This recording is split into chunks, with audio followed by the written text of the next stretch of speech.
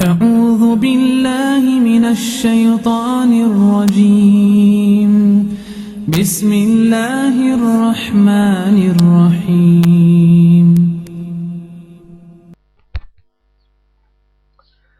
نحمده ونصلي على رسوله الكريم. أعوذ بالله من الشيطان الرجيم. بسم الله الرحمن الرحيم.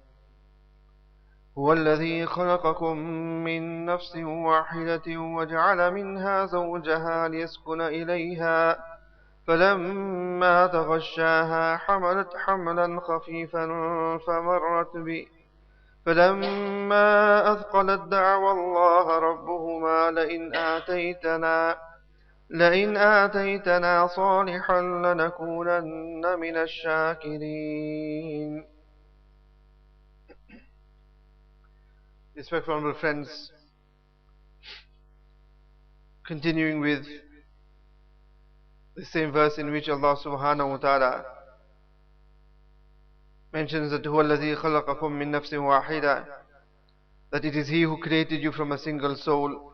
وَجَعَلَ مِنْهَا زَوْجَهَا لِيَسْكُنَ إِلَيْهَا, and He made a spouse from there so that He, referring to Adam al-Islam, could find comfort with her. And it is on this point of لِيَسْكُنَ إِلَيْهَا that for the last couple of weeks, a few weeks now, we've been doing in quite detail the various teachings of Nabi Kareem sallallahu ta'ala sallam, which will enable a husband and wife to find this comfort in their marriage. And as I mentioned to you at the beginning of this sequence, that marriage is a very important institution. The manner in which two individuals gather and join and become one, this relationship, this bondship, and the importance on it for both the husband and wife, children and society as a whole. Because where there is a healthy and pious relationship between the husband and wife, the household is also going to be healthy, the environment within the home is going to be healthy as well. And this in return will have an effect on the children. It will affect and has a bearing on the upbringing of children.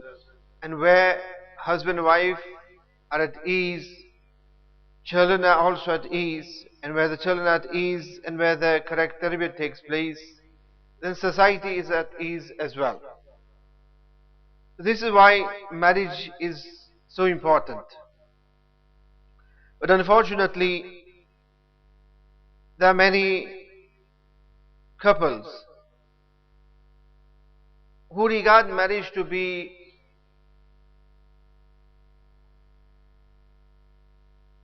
something that is destructive or something that has destroyed their lives. And this is due to one of two reasons. One is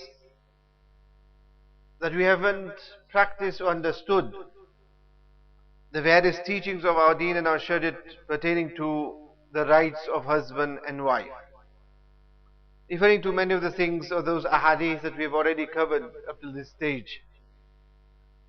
And the other is, which is something that is understandable, where there is no compatibility between the husband and wife, and where naturally there is no compatibility between husband and wife, without any relaxation or neglect pertaining to their rights. It is just a natural thing that there is any compatibility. That is something that is understandable in Deen and Islam. Now Shariat has also kept the door open for that, how they can then exit this marriage. But most of the time, the quarrels and the differences we have between the husband and wife is due to them not understanding the rights of one another or fulfilling the rights between the two. Now, in order to continue and try and finish this sequence of talks on husband and wife, and I presume also with it being late Isha now, we will probably need this session and another one as well. Continuing from the hadith that I had mentioned to you in last week's tafsir of Sayyidina Abu Hurairah radiyallahu ta'ala an, when Nabi Kareem sallallahu alaihi wasallam had mentioned that لا يحل للمرأة أن تصوم وزوجها شاهد,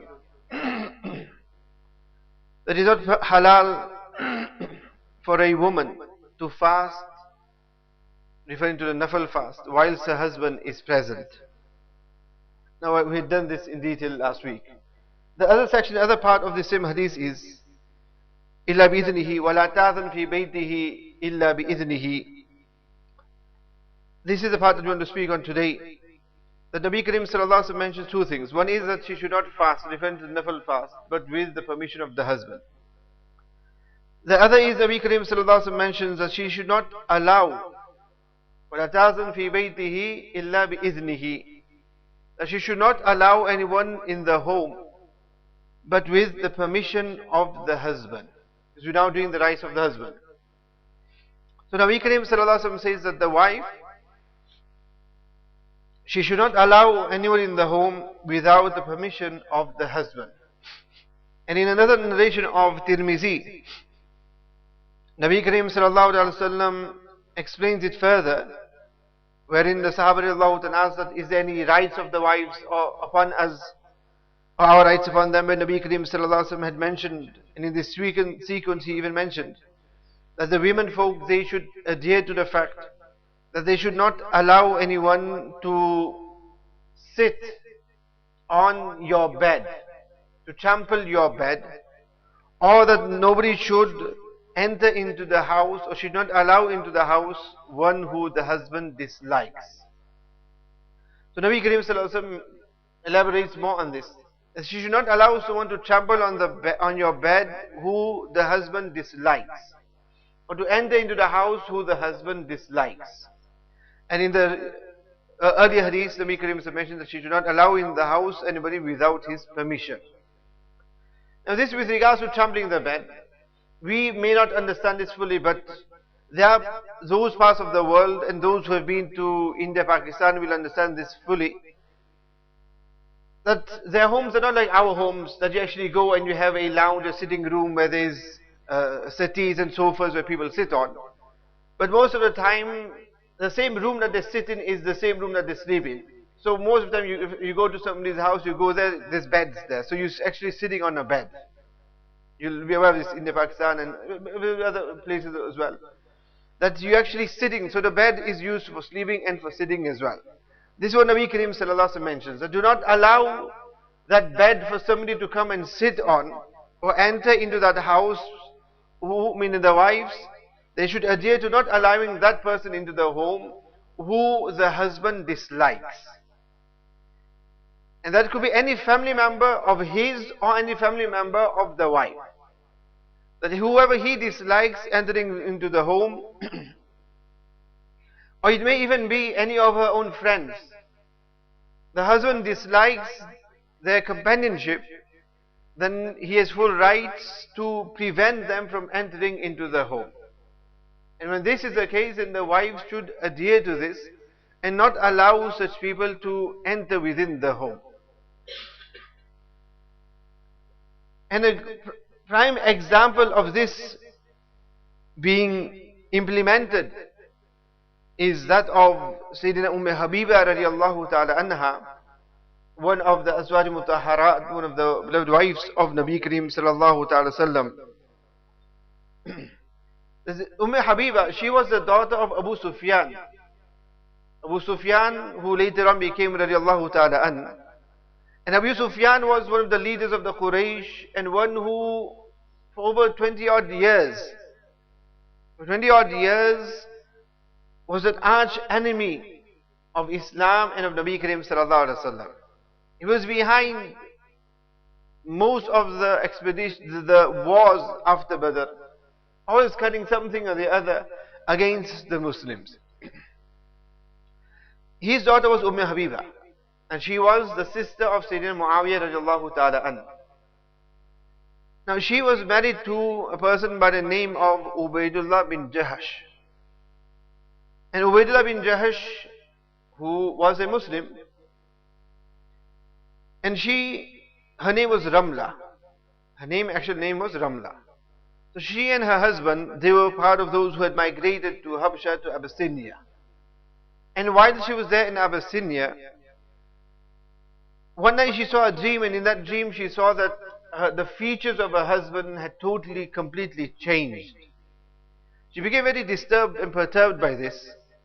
And not long after that, what had happened is that this Ubaidullah bin Jahash, he would frequently go and sit with this believer, a Christian.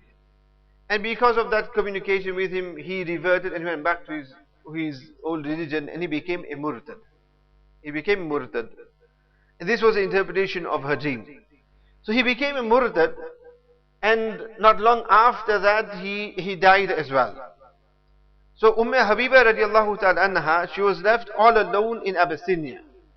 One is facing this fact that her husband had become murtad, the issue with regards to her marriage, and then not long after that he died in this state as well. And she was totally alone in Habsha. And on top of that, her father was against her as well because she had become a Muslim. And this had been eaten away at him. It was while she was in this condition and this news reached Nabi Karim sallallahu alaihi wasallam, the Nabi Karim sallallahu alaihi wasallam had sent a message to Najashi, the leader, the king of Ethiopia, of Abyssinia. And he sent a message to him that if he can act on behalf of Nabi Karim sallallahu alaihi wasallam, and Nabi Karim proposed in marriage to Habiba radiallahu ta'ala anha. Sayyidina Habiba radiallahu ta'ala mentioned that she was in a state of despair of what had happened with regards to her husband and her loneliness there in Abyssinia. She says all of a sudden somebody knocked on the door, and when I opened it there was a slave girl. And this slave girl came to me and said that Najashi has sent me with a proposal, and the proposal is from Muhammad sallallahu alaihi wasallam, from Nabi Allah sallallahu alaihi wasallam, that do you accept or not? She said, when I heard this, you cannot imagine my immense pleasure and joy at this proposal. It says that the clothing she had, she removed that, and she had a ring, and she gave that in happiness and joy to this slave girl, and she said that she accepts. And on that then she had appointed Khalid bin Sa'id radiallahu ta'ala, who was a cousin of hers, to act as her wali. And he was her wali, and accordingly Najashi himself performed the nikah of Nabi Karim sallallahu ta'ala sallam with Sayyidina Habiba radiallahu ta'ala anha. Khalid bin Sa'id radiallahu ta'ala, she had appointed him to be her wali, and he had represented her, and the nikah took place in the 7th year of Hijrah. And then Najashi had sent Sayyidina Habiba radiallahu ta'ala with Sharahabil ibn Hassan radiallahu ta'ala to Madinatul Munawwar, to Nabi Karim sallallahu alaihi wasallam. This is just the background of how they had got married. When Abu Sufyan, when he was told of this, that Nabi Karim sallallahu alaihi wasallam has married Habiba and is proposed to her, even he who was an arch enemy of Nabi Karim sallallahu alaihi wasallam, when he heard this news, he himself rejoiced and said that this is good news. This is good news. As the proposal of Muhammad is not one that should be rejected. So even he knew of the character of Nabi Karim sallallahu alaihi wasallam, that he himself says that it isn't a proposal that can be rejected. So even he was enjoyed with this.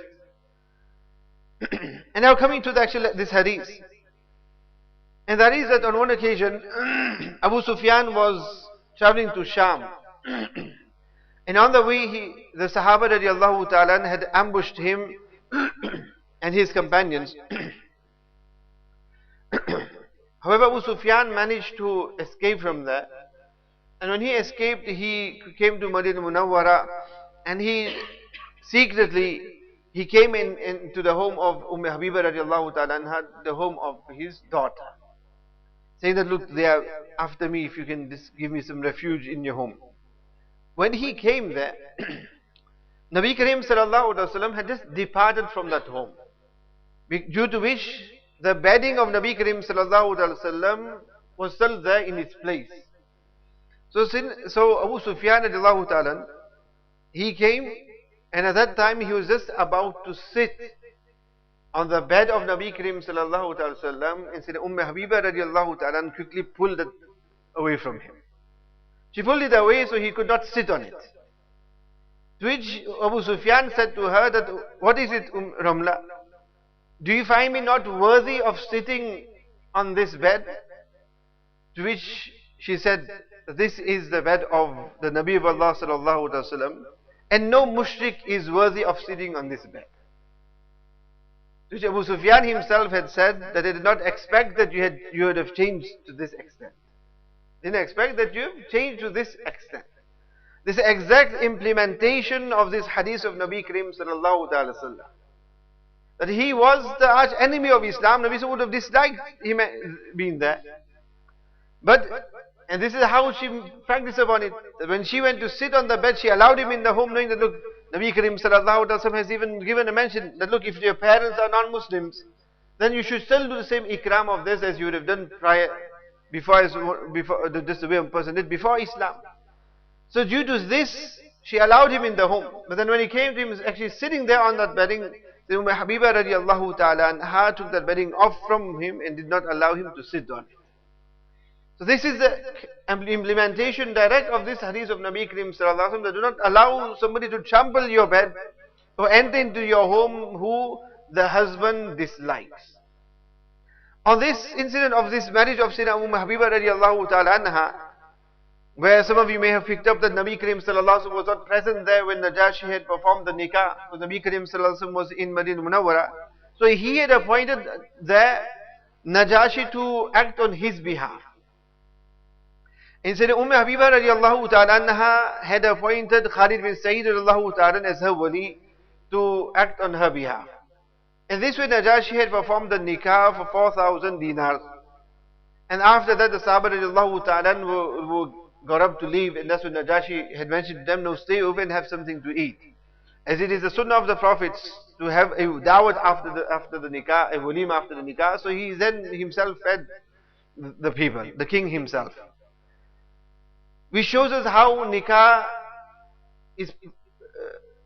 takes place when people are not present, or both or one of the two are not present.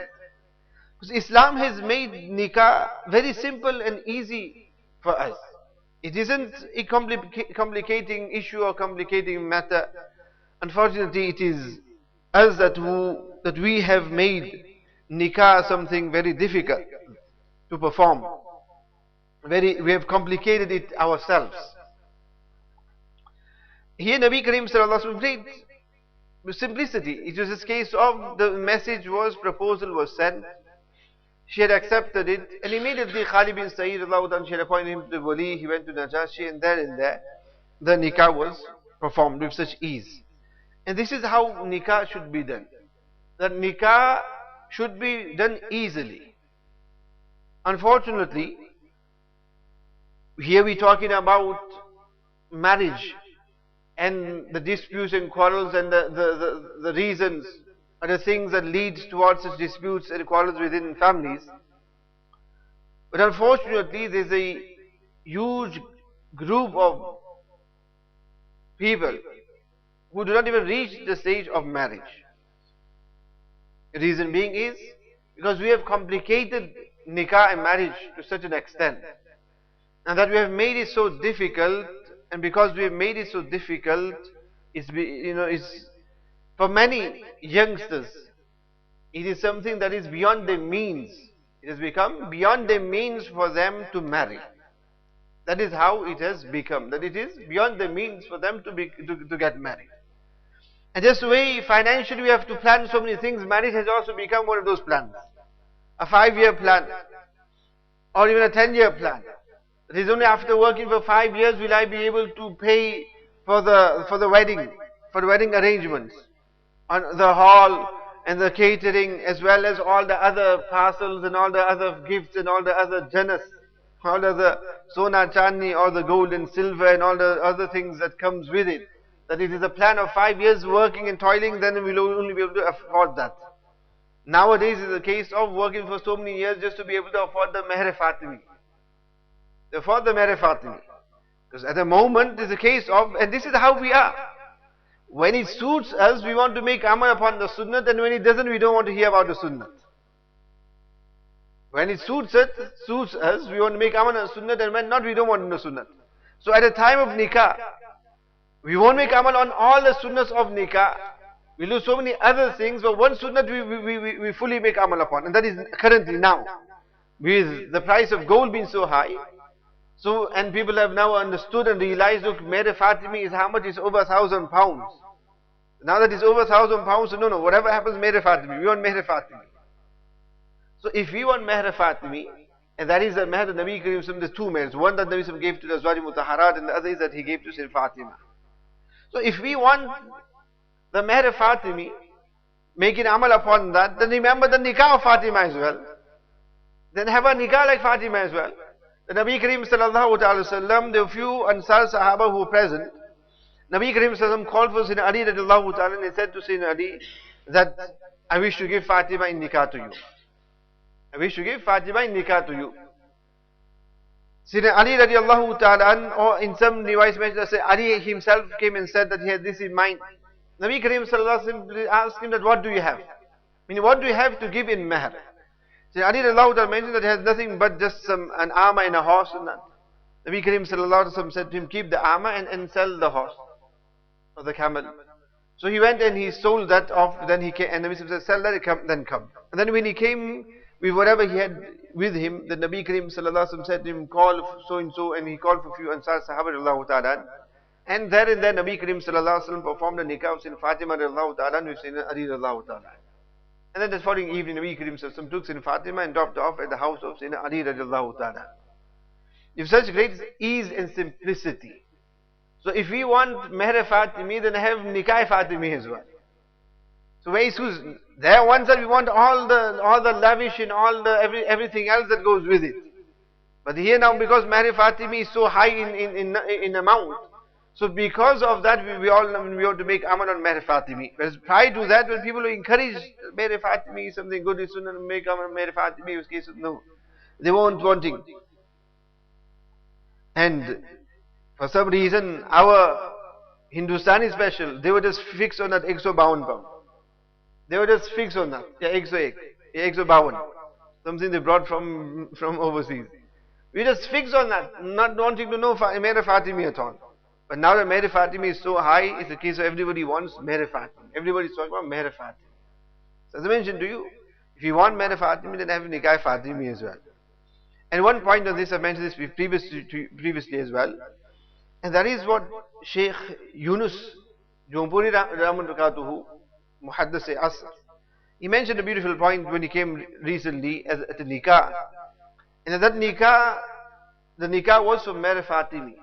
And he mentioned a point, and that is he knew how much, when he saw the Meher Fatimi is so much in pounds, in money wise, he himself mentioned that look, when times are such that Meher Fatimi is so high in number, then it isn't something that is necessary that you have to fix Meher Fatimi.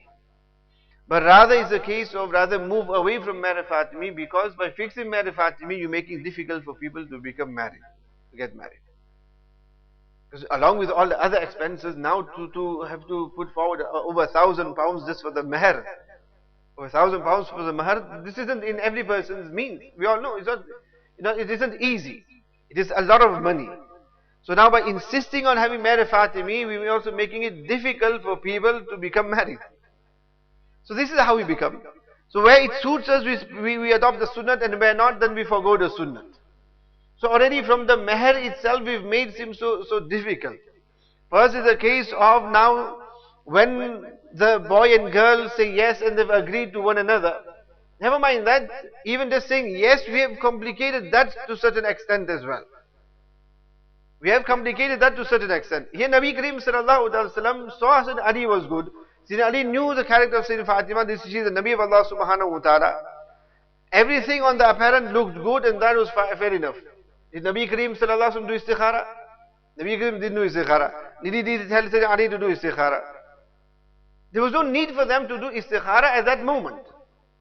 And this is despite the fact that Nabi Kareem sallallahu alaihi wasallam has taught us to do istikhara. He's taught us the dua of istikhara. And he's mentioned to us the importance of doing istikhara in such matters where a person wants to seek guidance from Allah subhanahu wa ta'ala. But here there's no mention of any istikhara taking place. And at the same time, where Nabi Kareem sallallahu alaihi wasallam with regards to istikhara has mentioned that when there is an important matter to do istikhara. But unfortunately we have attached istikhara with nikah. That is, whenever there is for nikah, istikhara is imperative. And if there is no istikhara, then that marriage is doomed. This is how we regard it. You haven't done istikhara, you can't get married without istikhara, you have to do istikhara. Whereas there is no istikhara with any other matters in life at all. But with nikah only there is istikhara. And we are so fascinated, or we are so attached, or we believe so much in this istikhara that people do not want to move forward at all without doing istikhara. This is how we have become.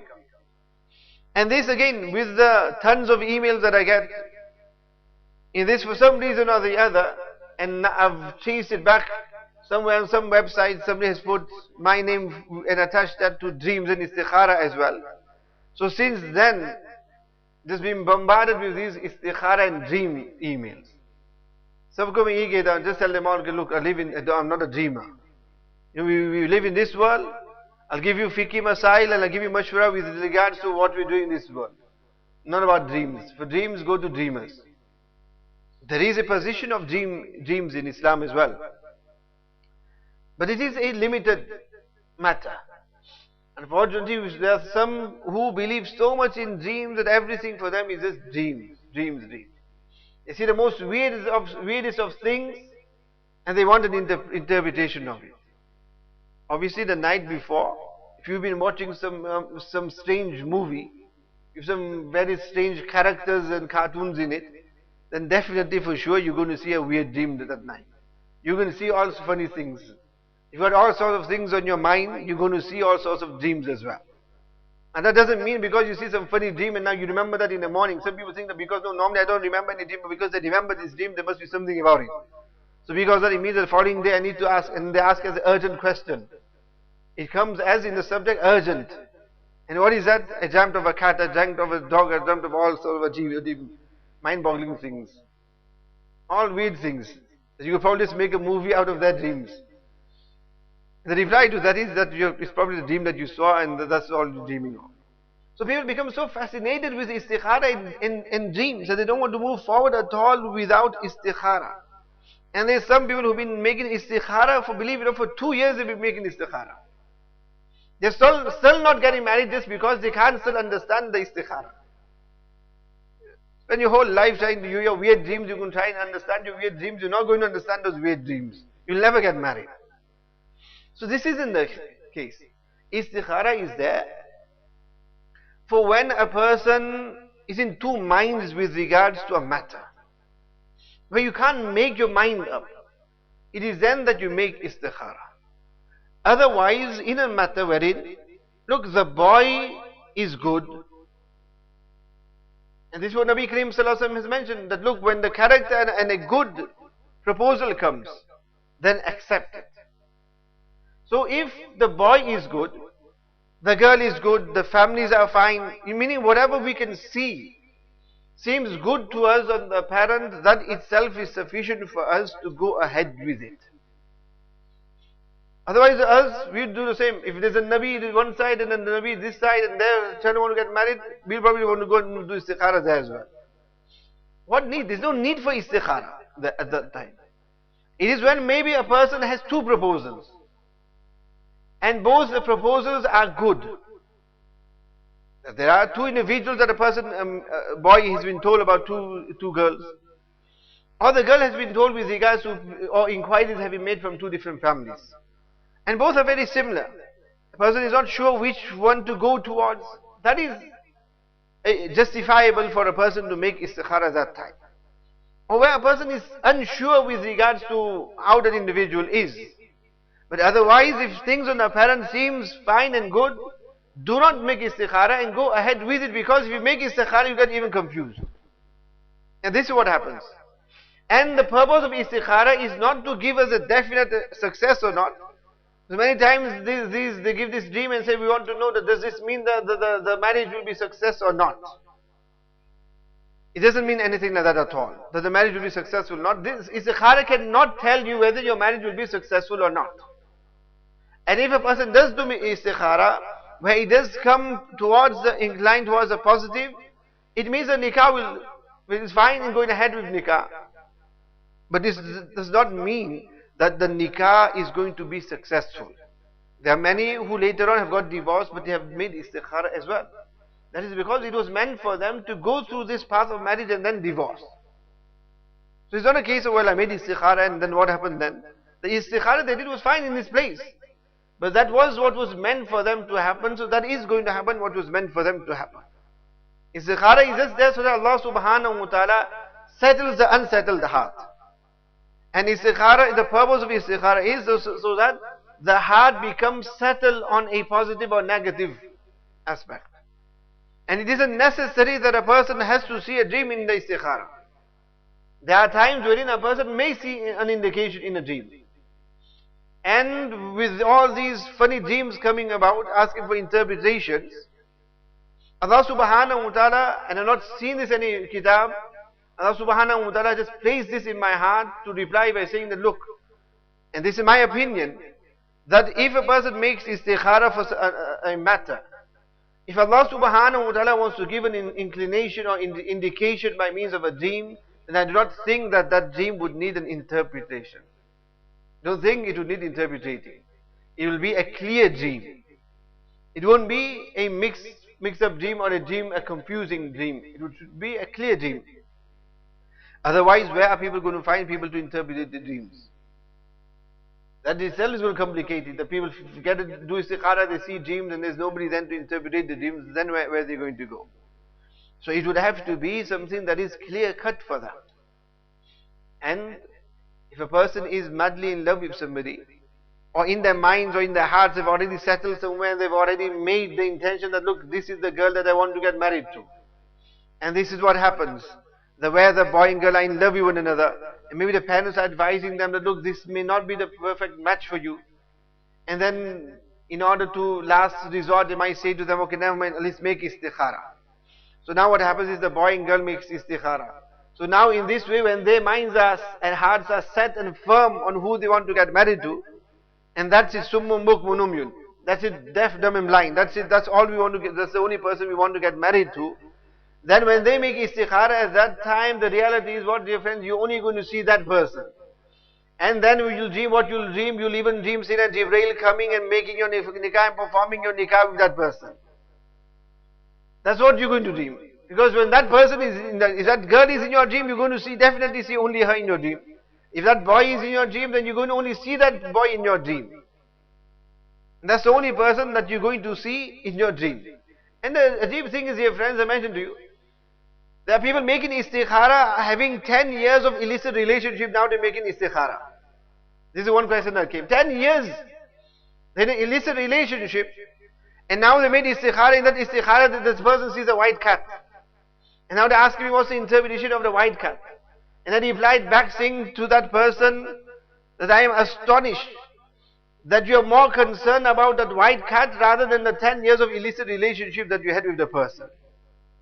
Ask me instead about the relationship with that person that you had for 10 years rather than that white cat.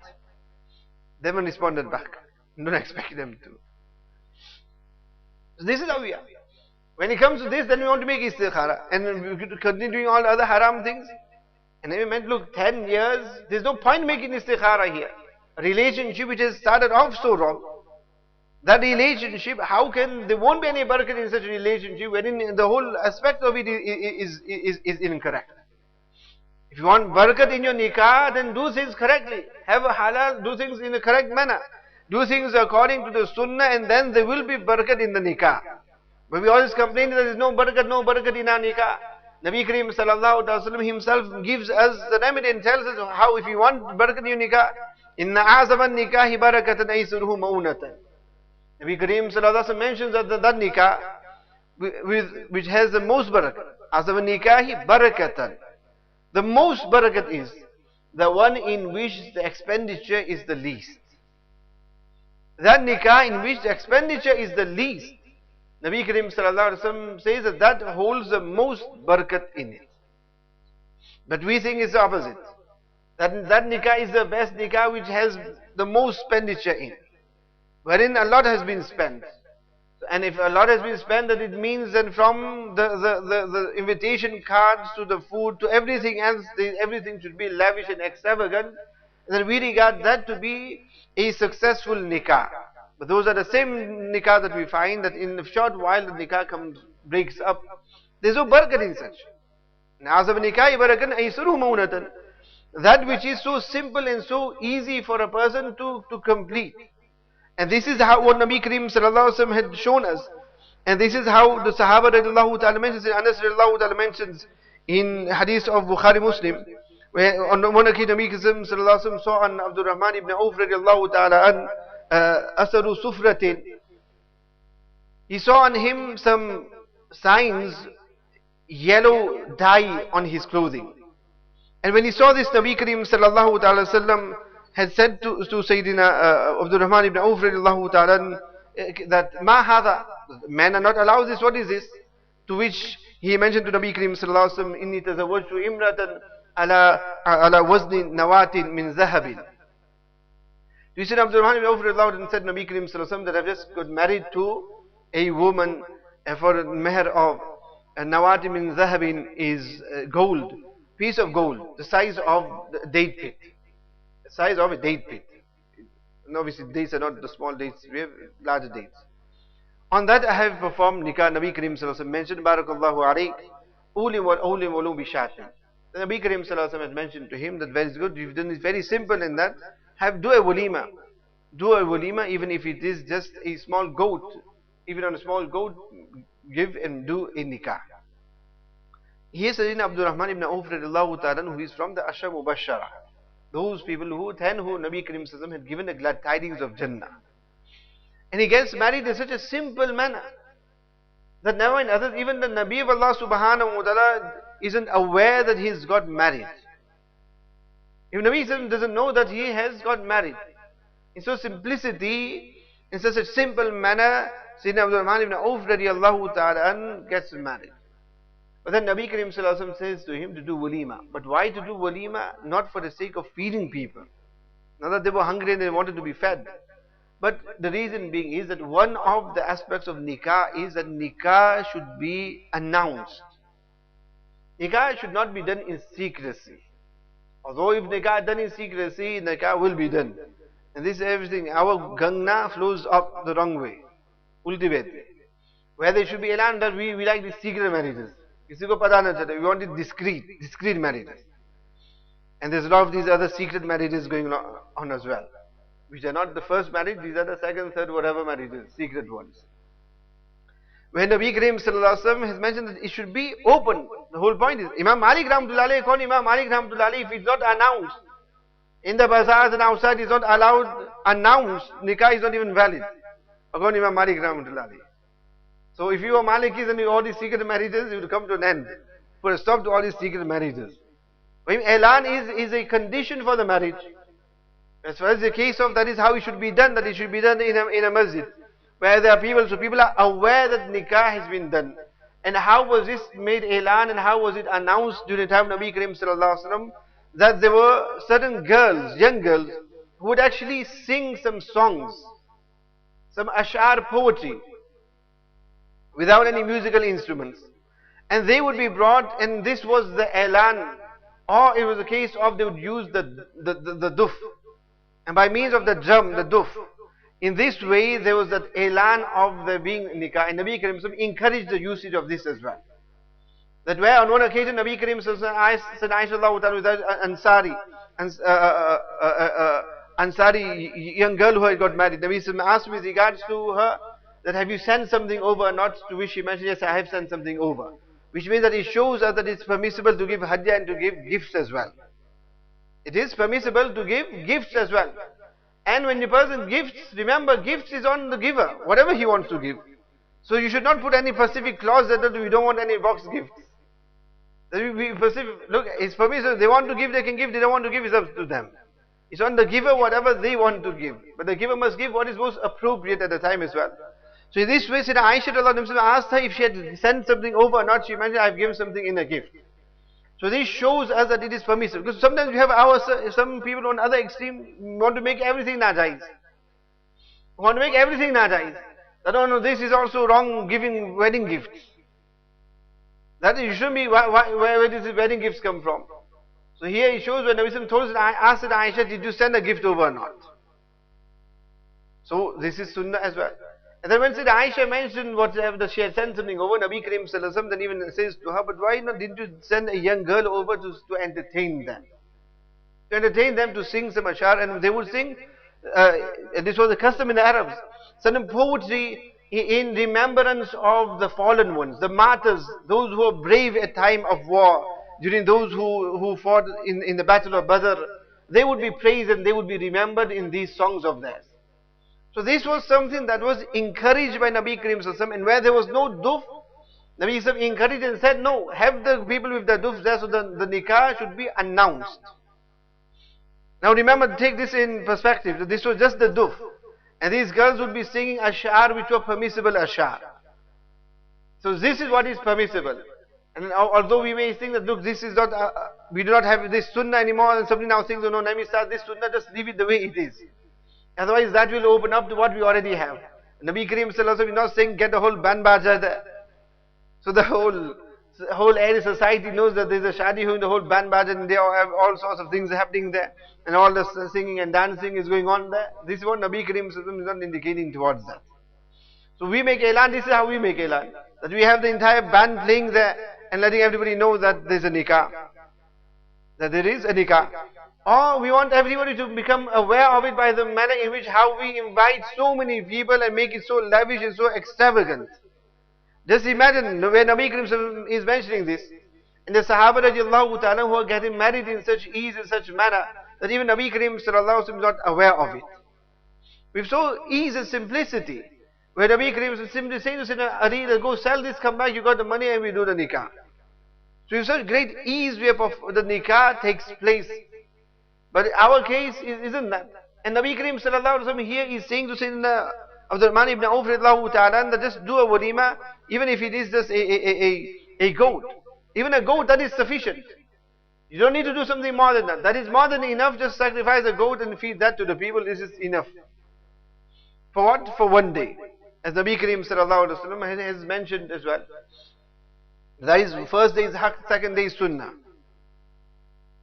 So in this way, walima alone.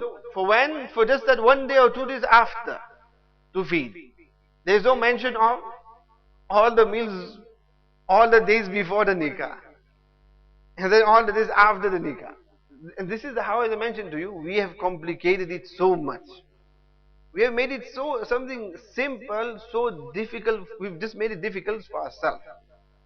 That a person now needs to earn and have so much money in order. And it's a case of the dawat is not just that on the day of the nikah, but the whole week, from a week beforehand. Come early. 2-3 दिन पहले से आ जाना. Come, your dawat is from, nikah is on Saturday, your nikah is from Tuesday. Tuesday you got dawat. Tuesday, Wednesday, Thursday, Friday, Saturday, you got dawat. And Saturday night as well, you got dawat. So in this way what happens is, it's just continuous. And we just make it so difficult upon ourselves. The anxiety and the stress on how the food will not be, the guests come, will not come, and the expenditure, and all the other lavish that goes along with it. And all these things are for what? Just so to please people.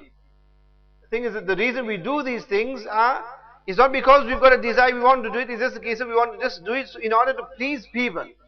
And so that people will remember our nikah. Person will remember our nikah. And this is what happens. And the reality is, dear friend, and I mentioned this in one private meeting as well, that look, everybody wants to have such a marriage that people will remember. People will remember. Remember one thing. Everybody thinks that way. So if you're going to splash out 25 grand on your wedding, that it should be a memorable wedding. The next marriage in the family, they want to have one which is remembered as well. Our marriage should be remembered, a memorable one. So they're going to splash out 30 grand. The third one, they want theirs to be remembered as well. They're going to splash out 40 grand. Somebody else will go up to 50 grand. Because each one wants theirs to be remembered. And this is what happens. They will outdo the nikah before this. So this nikah will be remembered. But it will be remembered only till that nikah. When that nikah comes and this is remembered, and that is forgotten. That is then forgotten. And this is reality. This is with everything. With every fame, name that you get. It is here now, it won't be tomorrow. Nabi Kareem Sallallahu Alaihi Wasallam himself mentioned in the hadith that Nabi Kareem Sallallahu Alaihi Wasallam's camel, Kaswa, was very fast. And whenever Nabi Kareem Sallallahu Alaihi Wasallam would race with Kaswa, nobody could beat the camel of Nabi Kareem Sallallahu Alaihi Wasallam. However, on one occasion, a Bedouin, he came with a camel. And his camel was between the age of 6 and 2 years old. And his camel actually beat the camel of Nabi Kareem Sallallahu Alaihi Wasallam. In the Sahaba Radiallahu Anhu, Nabi Sallallahu Alaihi Wasallam, they would actually race with one another on their camel. So in this race, this Bedouin, his camel actually won the camel of Nabi Kareem Sallallahu Alaihi Wasallam. When this happened, the Sahaba Radiallahu Anhu actually became saddened to this. It was against all bets, against all the odds. They became saddened here that the camel of Nabi Kareem Sallallahu Alaihi Wasallam has been beaten. And they became very disheartened to this. To which Nabi Kareem Sallallahu Alaihi Wasallam himself said to them that look, there is no need to become disheartened. Because Allah Subhanahu Wa Ta'ala, whatever Allah Subhanahu Wa Ta'ala has elevated will then be lowered as well. You have your days, your glory days, and then you don't. This is what Nabi Kareem said. The Qaswa had her glory days as well.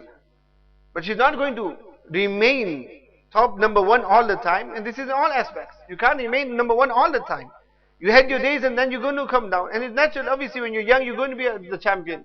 You're going to be number one. You're going to be the best. But obviously, with age, you're going to now become old. You're going to become weak. You're going to become slower. There's going to be more competition. There's one champion today, tomorrow another champion will come. So, similarly, everything, beauty, there's beauty today, tomorrow the beauty won't remain the way it is. The beauty is going to come. There's somebody who's number one in beauty today, tomorrow there's going to be somebody else. This is what Nabi Kareem Sallallahu Alaihi Wasallam mentions. So the marriage today may be one that people will talk about, that it was so extravagant and there was this lavish there and that. Later on somebody makes nikah, that will be remembered. Nobody is going to remember this one. That will be outbeaten by somebody else. This is how it will continue. So it's no point making nikah with that intention. So I had mentioned to this individual, where you go totally against this. And whatever trend you have in your family, go totally against that and make your nikah as simple as possible and according to the sunnah. And if you do that without spending this amount of money, your nikah will always be remembered. That nikah will always be remembered by everyone. Because where they are used to all the types of marriages that we do have, in such a family, if now a person makes a nikah totally different to that, people may not like it either, but that nikah will always be remembered. So your nikah will actually, if you want it to be unique and for the sake of people, and if you do it this way, your nikah will always be unique. And they will remember. And even though they may not like it, why they do not like it? Because of what is in the minds of people. But then when there is a nikah in their family, and when they're looking at the cost and the bills of it being in so much thousand and that's when they'll remember, look, so-and-so did very good. So-and-so did a very good thing. He's must have probably didn't come anywhere near the total that we are imagining at this moment. So in this way, we have made our nikah so difficult. Of the amount that we just spend on trying to, on all the arrangements with regards to nikah. And it is because of this that we find many people have long reached and past the age of nikah and they still can't get married and do nikah.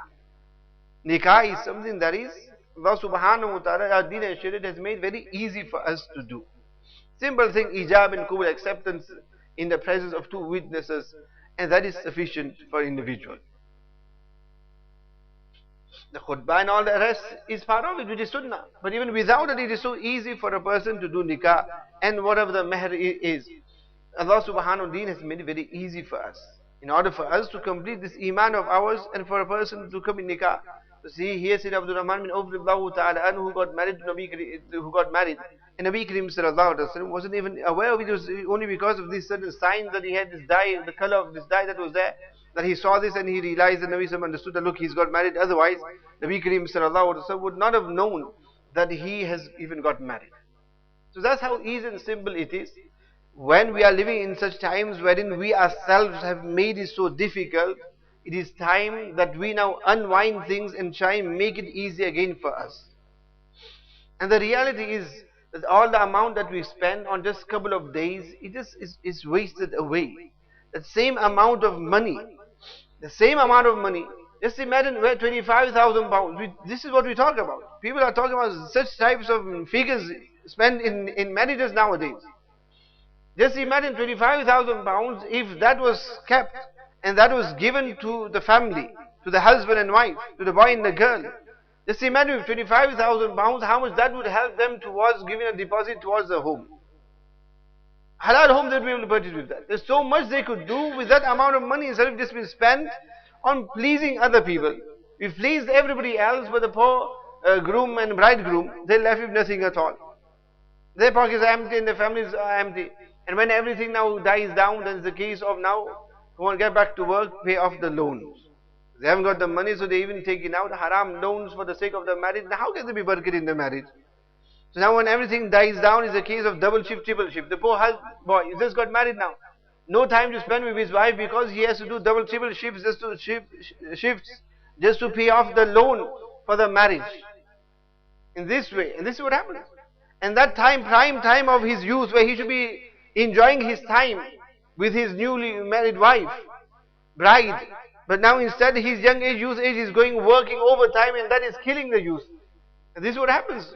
Majority of our youngsters, and I may complain of the many times, that so many of our youngsters nowadays are becoming old very quick. Although the statistics say that we're living longer, but we're becoming old so early as well.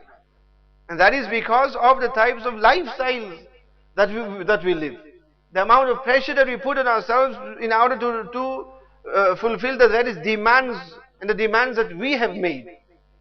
Because of that is the case of working all the time, and all the strain and the stress of work and whatever else. This is killing people. It is destroying marriages. So many marriages have also been destroyed on the same very reason. That the husband before dawn, morning he's already out, and before late at night he's at home. No life at all with the family. Days on end, he's out of the house because he's working so many hours and he's doing so many shifts. He comes home and not long and he's gone for another shift as well. Why? Just because they want that house of theirs. They've got a mortgage, they've taken out on a house, and because he has to pay the mortgage off, fear of it being repossessed, so he's working after working, and what happens there? The husband does not get to spend his precious time with his wife, the wife doesn't see the husband. Children come in between, and the children grow up without having seen the father seeing the children. Why? Just because of that, possessing my own home. My own home. And the reality is, for most of us, we may have our names on it, but with the amount of loan that we've taken out and the amount of years it takes to pay it off as well, that the house does not belong to us, it belongs to the banks. We can't say I'm the owner, because until you don't pay it off, it doesn't belong to you. Default on a few loans, on a few repayments, and then you find then you'll know who it belongs to. Then you're not going to say it's my house. When they come to repossess, then always say, this is my house, this is my house. It's not your house. It never was your house. It was still on their name until you don't pay it off. And we're going on my house, my house. Better than that is that person who's renting a property, or that person who's living even in a council house. That person is much better off than one who takes haram loan in order for his home. And when that is the case, how can, and this is one of the reasons, dear friends. You might think, what is this to do with marriage? But this is one of the things that causes so much destruction in marriages. That when there is, for the sake of this house and all the things, fixtures and fittings and all the other stuff, comforts that we want in our homes, when we can't afford it, is a case of the husband works double shift and the wife has to also work. Until then, if all don't work, they can't pay off the mortgage. And it is because of that we find so much friction and enmity and hatred within the family. Quarrels in the family. So husband, he's so stressed with regards to that. And if he loses his job, something happens and the wife is stressed as well. And remember, that home in which the husband is at home and the wife goes out, guaranteed there will be destruction in that home. That is guaranteed. Guaranteed there will be destruction in that home. Because that is when, as I mentioned previously, الرِّجَالُ قَوَّامُونَ عَلَى النِّسَاءِ, where Allah has made the husband the breadwinner and He's made him the Amir. But the moment he is at home and the wife, and this is what happens nowadays, people are losing their jobs. The husband is left at the home and the wife, she is now the breadwinner. She is the one who goes out, and when she goes out and she is bringing now the food into the house, then automatically she regards herself to be the Amir in the house. That you are living in my house. You are living in my house. You are eating my food. The husband, he never says to the wife that you are eating my food, because it's his duty, he has to provide for her. He can't say that. He has no right to say that, because it's his duty to provide for his family. The wife doesn't have to. But if she does, and when she does, then that's when she is going to say, look, this is my food that you are eating. So it's what? My way or the highway. My way or the highway. My way or highway. So it's either my way, you live in my way in this house. So where Allah Ta'ala has mentioned that, look, it is the husbands, they are the Amirs in the home. And where we make the wives the Amir, and Nabi have mentioned that any hukum, any government, any country, where the Amir, the leader is a woman, they can never be successful. So same way here in the house, where the woman, if she becomes the Amir in the house, and they can never be successful. And this is definitely what's going to happen. Because she is the one who's now doing the work of going out. And the husband, he is now, just the way you have full-time mothers, housewives, now you have house husbands, full-time fathers. And you'll see them around with the push chair and the milk bottles and the bag, the whole kit. And they are going around and they're looking after the children whilst the wife is out. That doesn't mean that don't look after your children. It's a different case wherein he's helping out in the home. And he's feeding them and he's helping out when there is need in the home. But majority of the time he's there because he's the full-time mother there. He's looking after the children, where the wife, she's the one who's going out and she goes to work. And then she's phoning the husband, I'll be late home tonight because I've got a meeting. And then she's coming 9, 10 o'clock at night in the home because she's got meeting after meeting, appointment after appointment. And he's there changing the nappies, he's cooking there for the children, feeding the children and putting them to sleep, bathing them and doing all the chores and works which a Muslim woman is accustomed to doing. Now when that husband, when he's now doing all these things, and he's then sat there, and then his wife comes at 10 at night and that tells him, pour a cup of tea for me, I'm hungry, then tell me, is he going to be satisfied with such a life? Till a time, maybe. But then, for how long? A man is a man at the end of the day. And a woman is a woman. She herself can't withstand that pressure of society, of the outside world, because that isn't meant for her. So there is only a limit till when she can even bear that. After which, then she'll start complaining. There's only that much which the husband can bear of being in the homes. Although maybe our case might be different in this country, that the government has spoiled most of the men. They become accustomed and used to remaining in the homes most of the time. So they may not mind being in the home. But this is not how things should be. Anyhow, dear friends, I had another aspect, few other hadiths in mind to do today. I have this marriage, other aspect of marriage has sort of taken a lot of time. So it might be a case of another 2 sessions now. A lot of it, just a few hadiths I have in mind, but then obviously whatever else comes in mind, I can't control that. I can control the hadiths I've got in mind, but then the other things that come in mind, we can't control that. But here, dear friends, anyhow, when Nabi Karim Sallallahu Alaihi Wasallam has mentioned this aspect, very, very important, that do not allow in the home who your husband dislikes, or do not allow anybody in the home without his permission. These are very, very important. We may think, how does this affect us nowadays? It affects us in different ways. And that is, you find that companionship and company is very, very important. At times, a husband may not be pleased with the company of his wife. With the company of his wife. The wife may say that, well, nobody comes in the house. Nobody comes to my house. But we live in such a society, such times, People don't need to come to our homes. They don't need to come to our doorsteps. Why? Because they're always there on our screens. Because they're always there on our screens, they don't need to come to our doors.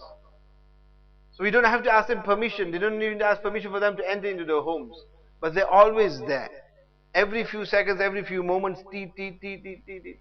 Somebody's messaging, somebody's sending an email, somebody's tweeted, somebody what is the other. In this way, all the time, they're just there communicating with them all the time. So in this way, they are coming directly into our homes, bypassing the door. And what happens is, it is that which the husband does not like. That every so often, she's just on the phone with her friends. And this is how some of us take it. That where we told her, look, you've got 300 minutes or 600 minutes free, then it means that we must ensure that we make sure that we use 600 minutes. Why let it go for waste? So if you have 600 minutes free, it means that we must ensure till the last point, 5 hours and 59.59. Okay, now on there we'll stop.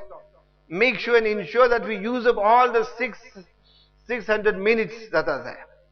This is how we become, isn't it? My calculation a bit wrong. Anyhow, leave that for the mathematicians. This is how it is. That we insist on that. This again is part of this hadith. If the husband is not happy with the wife spending so much time on the telephone or on these type of other things and social networking sites and things, the husband is not happy, pleased with her associating with certain friends of hers and certain people, the husband has full rights to prevent her from it. He has full rights to prevent the wife from such. And this is something that happens at times as well, that the wife, she might be fine, but it might be certain friends of hers who are always interfering in her marriage.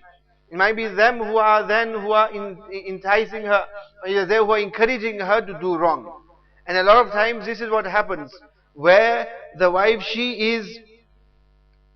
her mind is played with. And there are others who are now brainwashing her. There are others who are manipulating her and now turning her against the husband. And Nabi Kareem Sallallahu Alaihi Wasallam has warned Jahannam and punishment for such a person. For that person who turns the husband away from the wife. And for that person who turns the slave away from the master. Where you'll have whether it might be, and this also includes the in-laws, mean the family of the wife, who at times because of their personal dislike of the son-in-law, they now turn their own daughter against the son-in-law. Different matter that there is zulm taking place, there is oppression taking place, where they now turn helping her out, different matter there. But many times the husband and wife are pleased with one another, they're living how they're living, and there's no issues between them at all. But it is this outside influence that is there. And where there is such influence, it is totally permissible for the husband to stop his wife from even speaking to her own family members, where he feels but he should have shari proof on this, that they are now destroying the marriage, or they are meddling in the marriage. He has full rights to prevent her from even associating with them and speaking with them. That's how much rights Shariat has given. But that is not a mere suspicion. As Nabi Kareem Sallallahu Alaihi Wasallam mentions in the hadith as well, that look, suspicion, shak, ghaira of a person, his modesty is when? It is when, for example, if a person sees his wife speaking with a stranger. So she has done something for suspicion to enter into his heart. That is valid.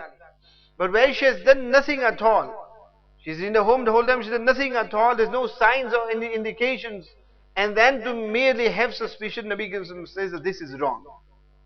That is wrong. He has no rights of having suspicion on her, where there is no signs of suspicion. So this mere suspicion is not good. No, I'm sure it must be your father. It's your father for sure. No, it's that mother of yours. No, it's that sister of yours. I know it's her. Whereas this is a mere suspicion. No. Where a person knows for sure that it is fully permissible for him to prevent her from associating this, all this will fall under this very same hadith, where the wife knows that my husband is not pleased with me talking with such a friend of mine or such a family member of mine, that it's not permissible for her to speak to that individual without the consent of the husband. May Allah subhanahu wa ta'ala grant us all the understanding of these issues and these matters, which will continue for Allah ta'ala wills next week inshallah. ربنا تقبل منا إنك أنت السميع العليم وتب علينا إنك أنت التواب الرحيم سبحان ربك رب العزة عما يصفون وسلام على المرسلين والحمد لله رب العالمين.